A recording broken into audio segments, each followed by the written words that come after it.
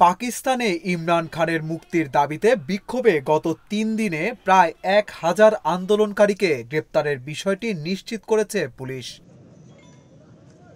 যদিও ইমরান খানের দল পিটিআইয়ের দাবি এই সংখ্যা ৪,০০০-এরও বেশি।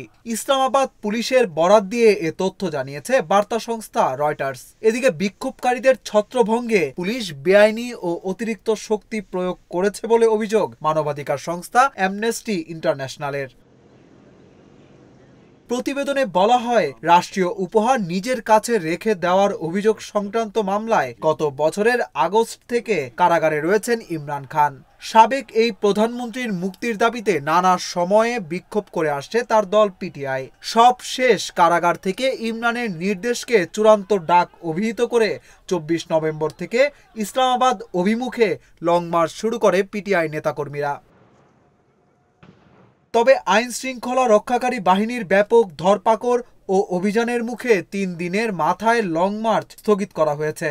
ইসলামাবাদে প্রবেশ করেছিলেন পিটিআইয়ের ১০,০০০-এর বেশি বিক্ষোভকারী। এদের মধ্যে প্রায় ১,০০০ আন্দোলনকারীকে গ্রেপ্তার করে পুলিশ। ঘটে হতাহতের ঘটনাও।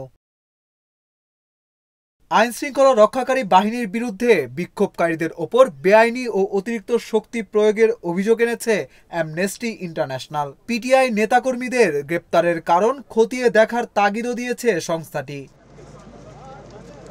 এদিকে ইমরানের দলের সঙ্গে শাহবাজ শরীফের ক্ষমতাসীন দলের অবিলম্বে একটি রাজনৈতিক সংলাপ শুরু করা উচিত বলে মন্তব্য করেছেন পাকিস্তানের মানবাধিকার কমিশন।